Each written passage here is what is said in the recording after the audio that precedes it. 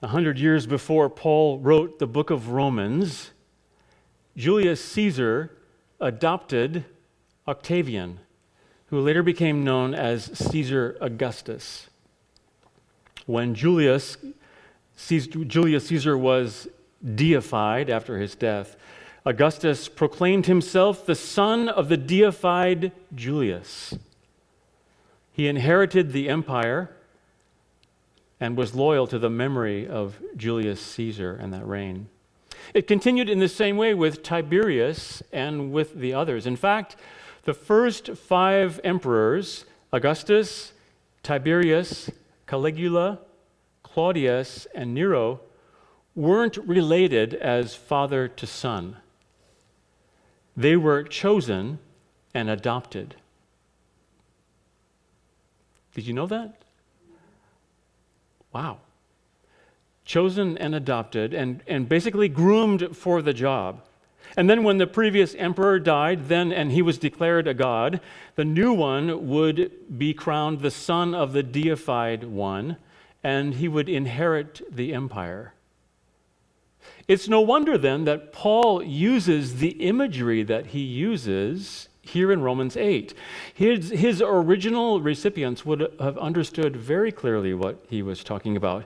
Paul is claiming here again that Jesus is the true Son of the true God, and that all his people share that sonship. Jesus' people are God's adopted royal family, including the inheritance of a kingdom. But we are not sons and daughters just so that we can feel good about our relationship with the Father. God has planned for us to rule wisely over his empire, which is the whole world, the inheritance that he promised to Abraham so long ago. So, we shouldn't be surprised that our inheritance as God's children includes an obligation. He makes our sonship, those of us who have placed our trust in him, he makes that sonship obvious in 3 ways. We are Spirit-led children, we are Spirit-adopted children, and we are Spirit-confirmed children, according to what Renee read just a bit ago. But this prompts a question then for me, because if the work of God's Spirit is to lead and to adopt and to confirm us as God's children, then what is our obligation? What is this obligation that he's talking about?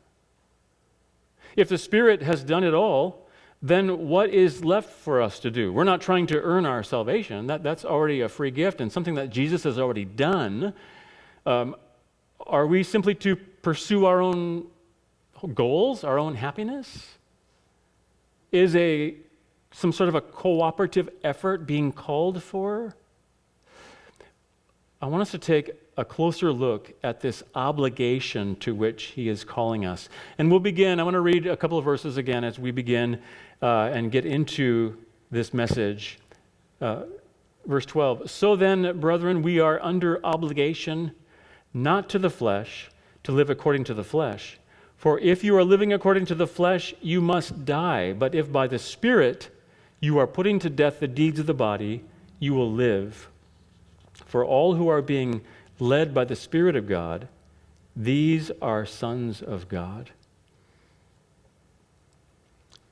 So I want to talk about the 3 ways that the Spirit brings about our sonship and our relationship to God.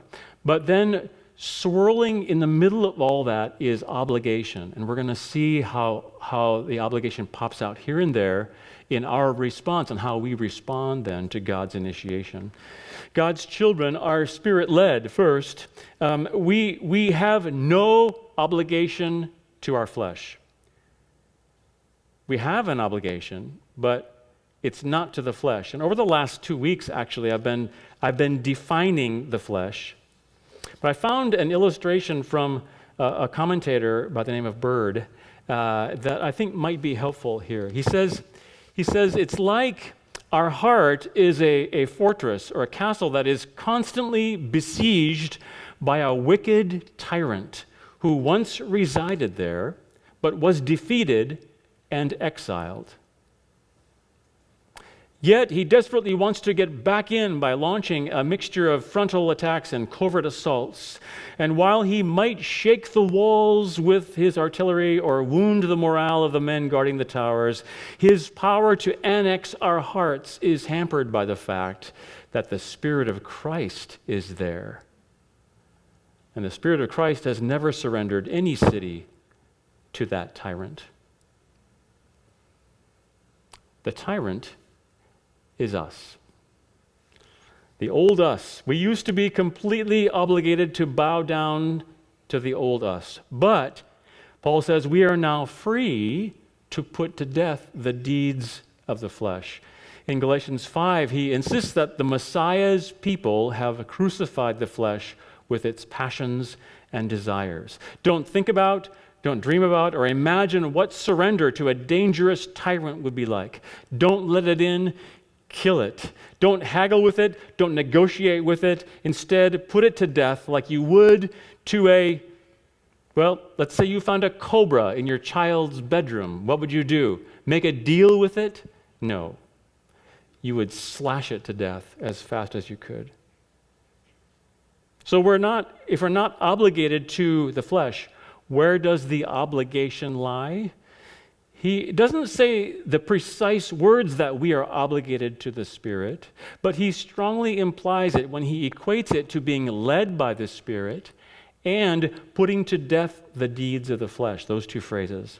So it's really about aligning ourselves with the Spirit's leading in our lives. Our hearts are inclined toward him. Our eyes are locked onto him. And when he moves, we move.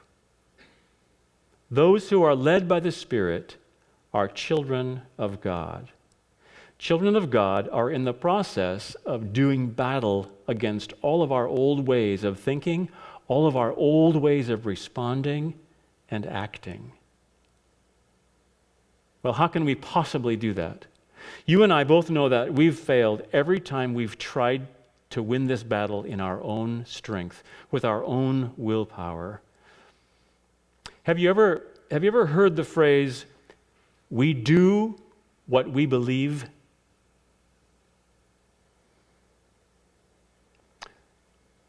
What do our actions show that we believe about our life in Christ? Do they show us that we actually believe that we are powerless over our own flesh? Have you ever heard the phrase or even used the phrase, "Well, that's just how I am," with regard to a sinful pattern or an addiction even in your life? The thing is, whoever or whatever has control over your thoughts, over your responses, and over your actions, in any given area of your life, that's who you're following. That's what you're following. Let the Spirit lead. Follow him. Because those who are being led by the Spirit have the assurance that they are children of God. So this is a piece of the obligation. I follow the Spirit, doing battle against the old me, which is constantly fighting against God. The big idea is that our inheritance as God's children includes an obligation. God's children are Spirit-led, and God's children are also Spirit-adopted. Let me read verse 15.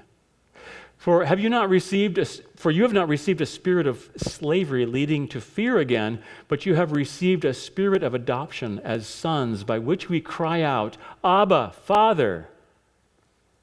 So we're no longer slaves to fear. And yet, how often we return to those old actions and those old reactions. One of Satan's primary strategies still is to get us to doubt the goodness of God. And when we begin to do that, we respond in fear.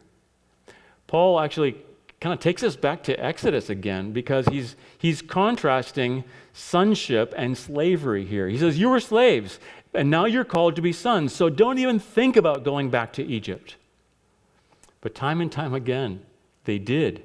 Exodus 16, they were lamenting all the good food that they had in Egypt because they're so hungry. In Exodus 20, because of fear, they did the same thing when they were thirsty. They were willing to go back into literal slavery because they doubted that God could provide what they needed. But what happens when we remember that the Spirit has placed us into full legal adoption as sons? Paul specifically uses the word sons, which is a reference to the firstborn son, which was so crucial for the whole idea of inheritance. And so he brings this idea into the sentence here in verse 15 to make the point of our inheritance. But we are no longer in spiritual destitution. We are now co-enthroned with the risen and exalted King of the universe. This is way better than a rags to riches story. We've gone from wretched to royal. So good.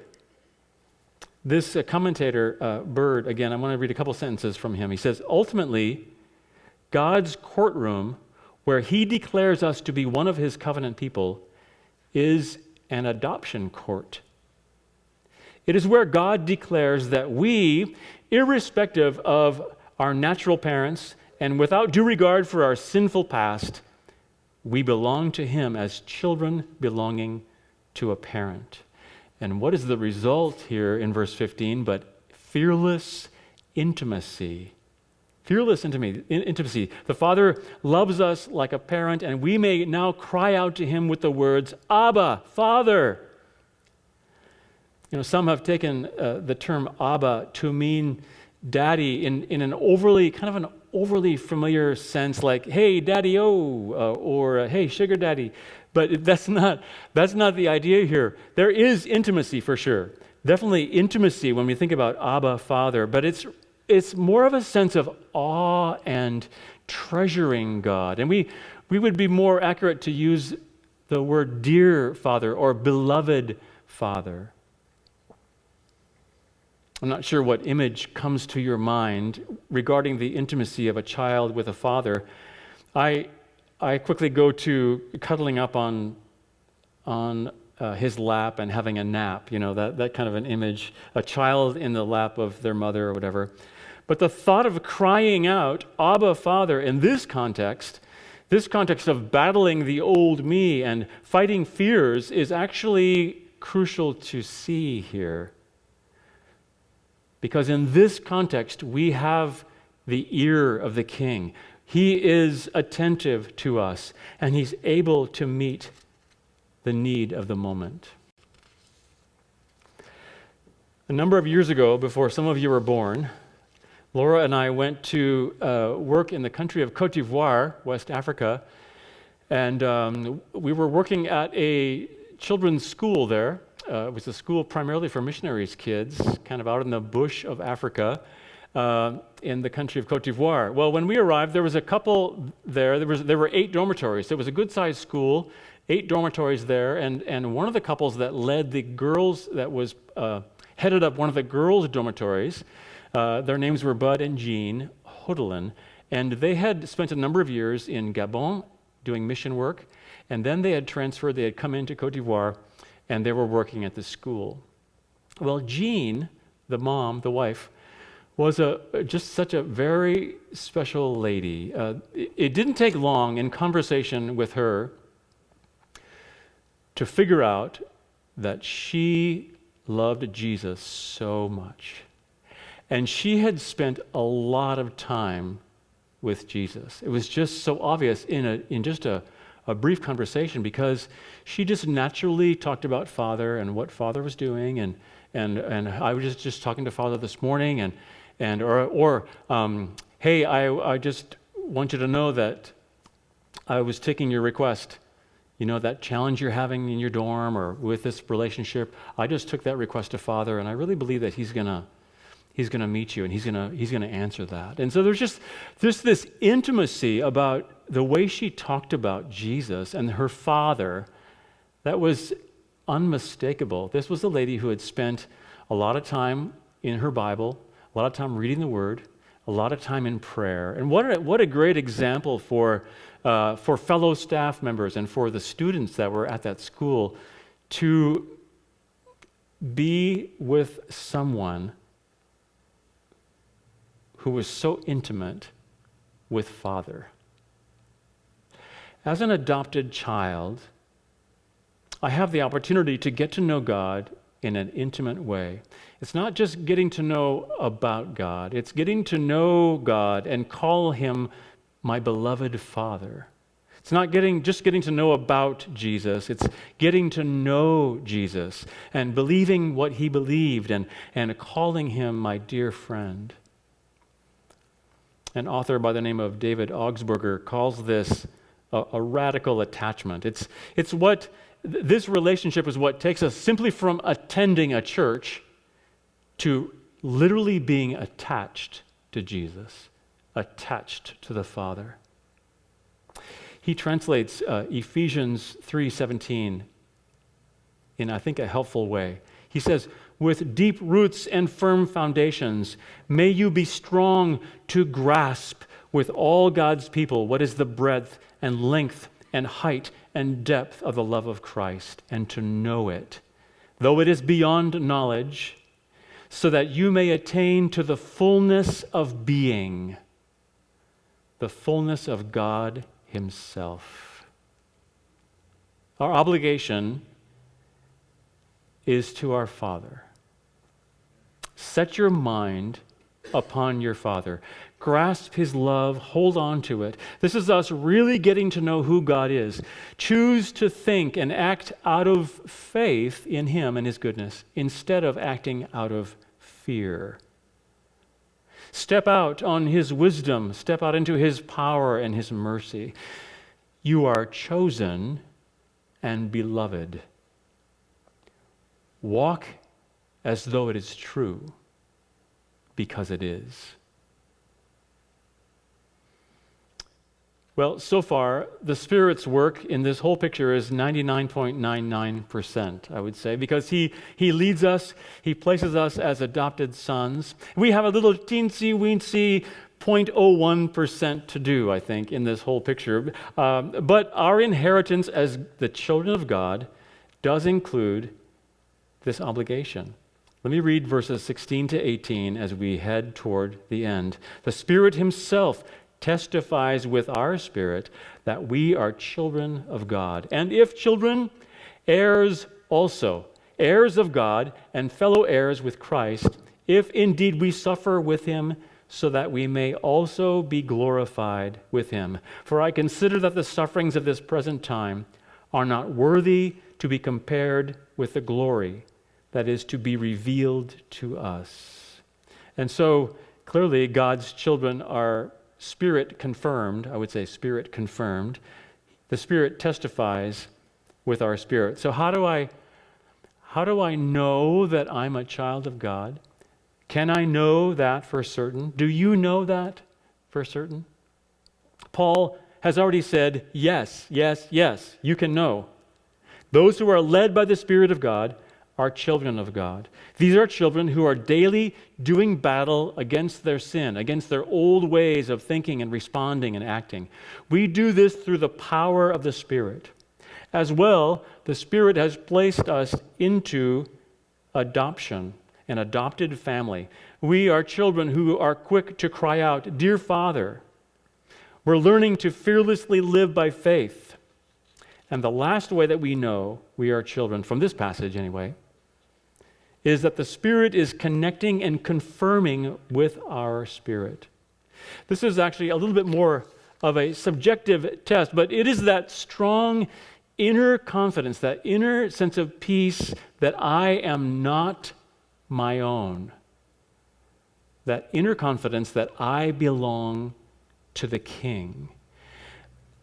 I am mysteriously and amazingly connected with him. And when I am a child of the King, I have an inheritance. What is this inheritance? Well, Pastor Wade has talked about this a number of times, and so I won't spend a lot of time talking about our inheritance this morning, but suffice it to say, it begins with God, because we're going to inherit God and being in his presence and all that he is, and yes, all that he has, because it's his kingdom ruling and reigning with Jesus in the age to come. This is our vocation, our calling now. We're working to help the Father carry out his plan now, and we will continue to do so in the age to come.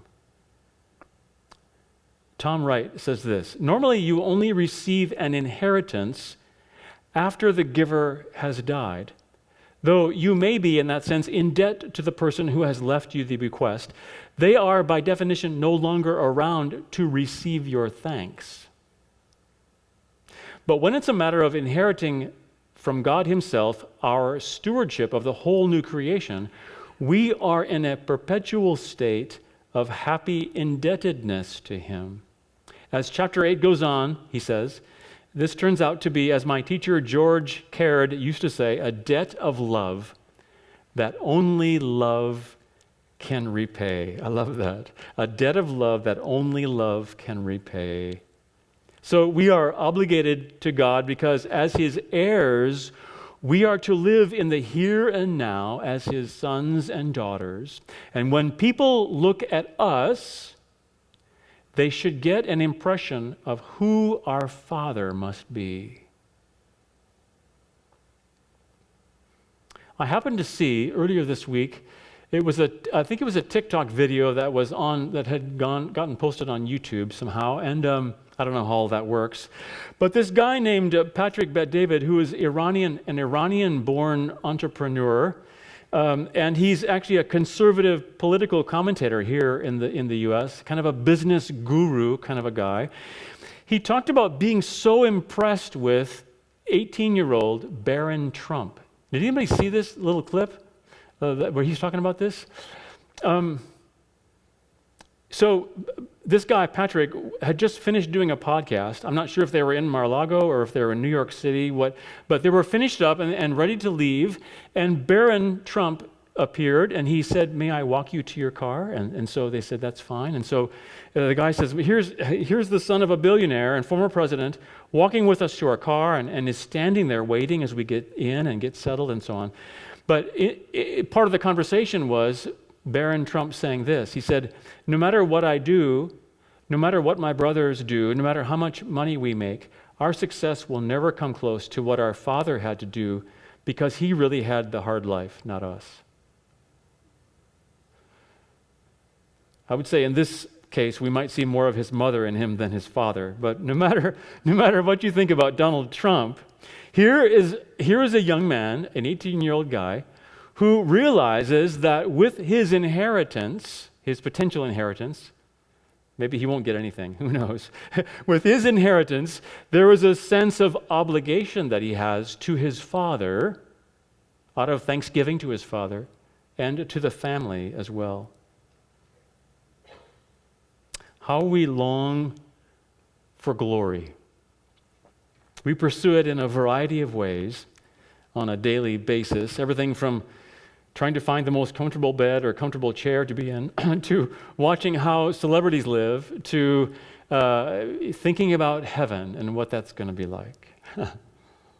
And like I've just stated, the glory that Paul is talking about in this passage is about way more than what we see around us right now. But once again, Paul says that the path to glory is through suffering. Now, suffering could be as simple as imitating Christ in baptism, as in identifying with him in his death and his resurrection, and actually being baptized as well. But it could be as painful as imitating him in a time of persecution, or family conflict, or health threats. The key is, with this whole idea of suffering and glory, the key is to stay with him in it, because he has designed us to be dependent on him for every breath, every step, and to depend upon each other in the body. Why does he do this?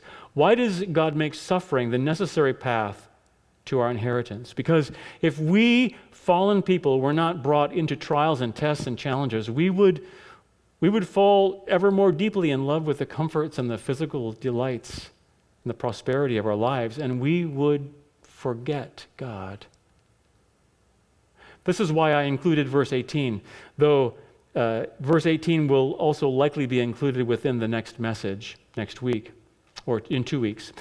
But verse 18 says, "For I consider that the sufferings of this present time are not worthy to be compared with the glory that is to be revealed to us." Here is Paul, who by the end of his life will have endured several shipwrecks and even more beatings, being stoned almost to death, hiding, running, starving, attacks from outsiders, and conflicts with those inside the church. But he says none of that is worthy to be compared with what's coming. All that is coming. Friends, let us walk with him through the suffering that he calls us to, into the glory of our inheritance. He longs for our simple obedience, just obeying what God has told us to do. He's a good, good Father. Trust him. Don't resist him. He has truly done everything for us. Even in this message today, the work of God's Spirit is the dominant force. We have but one thing to do.